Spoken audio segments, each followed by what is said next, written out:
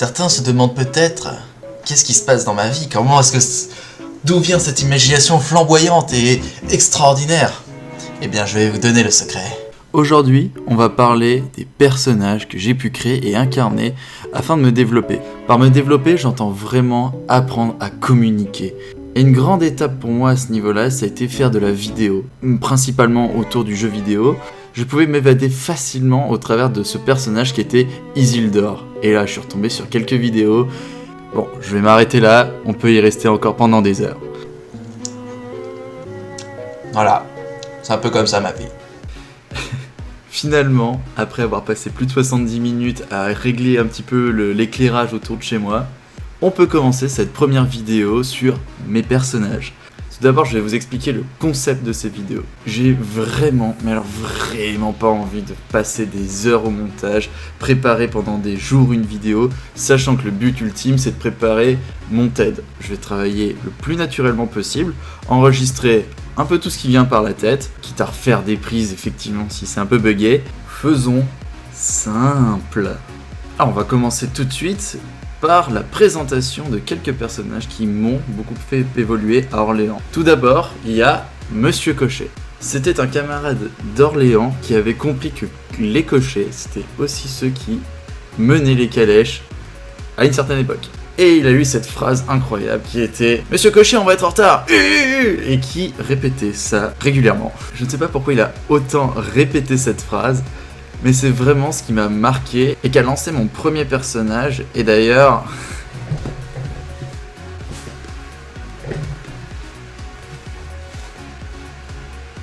dans les histoires de Isildur qu'on parlera après, ce personnage était Horseman, mais à Orléans, à Polytech, ça, c'était la tête de Monsieur Cochet. En fait, ce qui m'avait fait le plus peur en soirée, où il y avait beaucoup de monde autour de moi en temps de fête, c'était vraiment le regard des autres. Est-ce que j'allais être jugé à la façon de danser, à ma façon d'alpaguer les gens, de leur parler? J'étais paniqué par ça. Alors j'ai fait quoi? Et ben il y a une soirée qui était le bal, je crois que c'était un gala, et j'avais absolument pas compris le concept du gala, j'avais pas compris que c'était lié au diplôme, à plein de choses, mais bref, je me suis dit, écoute, on y va.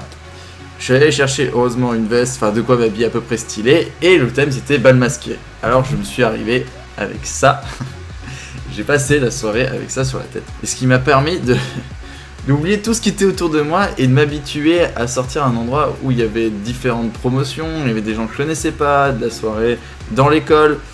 Donc il y avait à la fois une zone de confort et de confiance, et à la fois le challenge de rencontrer d'autres mondes. Donc du coup, il fallait jouer au maximum pour que je puisse juste me libérer et me décoincer totalement et faire ce que je veux. Alors ceci c'était pour Monsieur Cochet. Je vais pas forcément aller plus loin, l'objectif avait été atteint, c'était les premiers pas, les balbutiements, premiers pas dans le monde social. Isildur est né de manière beaucoup plus hasardeuse. On avait un projet en anglais de faire un film de 30 minutes, on était 4, et j'ai fait tout le montage de ce film au cours de 2 semaines, il me semble qu'on a 2 semaines de tournage et de montage. Alors, j'ai encore ce film qui dure 30 minutes sur le thème des Sims. À la fin, j'avais encore ce logiciel de montage que j'utilise pour mes vidéos, et je me suis dit, c'est dommage, j'avais tant apprécié faire les vidéos, pourquoi m'arrêter là? J'appréciais le jeu vidéo, j'appréciais monter des vidéos. J'ai fait ma première chaîne vidéo YouTube. Et là, il me fallait un nom, alors j'ai pris Isildur. Le nom est assez anecdotique, on va pas débattre là-dessus, je peux vous raconter l'histoire une autre fois si vous voulez. Donc je crée cette première vidéo sur League of Legends. League of Legends qui est un MOBA assez connu, hein, c'est un jeu où on incarne un personnage par équipe de 5 et on va essayer d'aller conquérir la base ennemie. Je schématise très vite. Et je crée une page Facebook. Et là, je me suis dit, je vais essayer de me faire une communauté en dehors de Polytech parce que j'assumerai pas forcément d'arriver un matin et qu'on se moque de mes vidéos alors que j'essaie d'apprendre à communiquer au travers de ces vidéos. Enfin, j'avais beaucoup d'ambition, je me sentais vraiment pas chaud de les faire à la fois, mais à la fois je me suis dit, il allait débloquer quelque chose qui allait grandir en moi à travers de ces vidéos-là. Et j'ai eu tout à fait raison. Sauf que, très vite, il y a eu un type qui a fait j'aime sur la page Facebook Isildur, et là je suis devenu blanc, j'ai fait oula, demain ça va pas être simple. Et effectivement, le lendemain je commençais je crois à 10h, donc j'arrive à la pause, je croise du monde. Hé Isildur, ça va? S'en est tenu un meeting dans ma tête qui a pour moi je pense duré 4 heures, mais c'était 3 secondes, 4 peut-être, 1, 4 heures 4 secondes. Ce débat, ça a été, t'as deux choix monsieur. Soit tu assumes pleinement et tu vis un héros, soit tu n'assumes pas et tu meurs. J'ai voulu vivre. Incroyable. J'ai levé le bras, donc j'ai fait un truc du style. J'avais le webcam inversé, c'est pas simple. Un truc du style, ouais, c'est moi Isildur, et j'y ai mis toute mon énergie à juste dire oui. Oui, c'est moi. Je suis Isildur.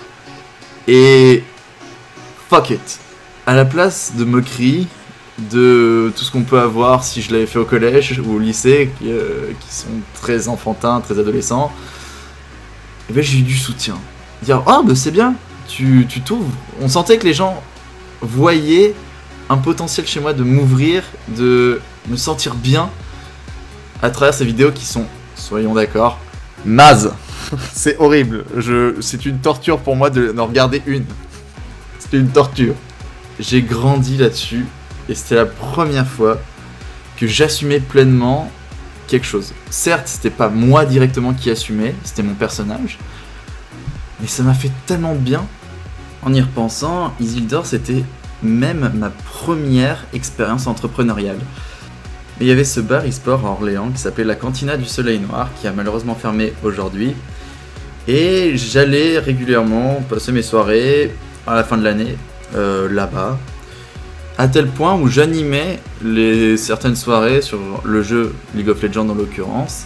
Et je me souviens de cette frustration de ne pas pouvoir avoir le contrôle total de cette salle qui permettait d'enregistrer les vidéos et de les diffuser en ligne. Je me suis dit mais putain, c'est moi qui anime en ce moment et j'ai pas le contrôle, ça me va pas. Je suis revenu quelques jours plus tard voir le co-gérant du bar avec un contrat d'exclusivité et lui dire écoute, j'anime tes soirées, mais en contrepartie c'est moi qui gère la salle de cast une fois par semaine, cette salle d'enregistrement. Et ce contrat était vraiment bien écrit, enfin juridiquement je sais pas ce que ça vaut, mais c'était explicite, il y avait tous les termes que je voulais acquérir et en contrepartie les termes auxquels je m'engageais. J'ai trouvé ça génial. Génial de relire ça récemment, ce document. Donc voilà, Isildur, ça a été un nouveau pas, c'était plus des balbutiements, et j'ai eu un problème tout à l'heure, c'était vraiment de l'engagement et y aller. Aller de l'avant. Ces deux premiers personnages m'ont permis d'avancer et de me relever là où à Orléans je m'étais enterré très très profondément. Je m'étais fait du mal, à la fois physiquement et moralement, je me déchirais. Et c'était important de recommencer autrement, de se dire que je peux me mettre en confiance dans ces personnages, que je peux croire en eux et donc croire en moi comme ça. Et je suis quand même content aussi de les avoir déposés ces personnages. J'ai fermé ma chaîne YouTube et Twitch, vous ne trouverez rien, cherchez même pas.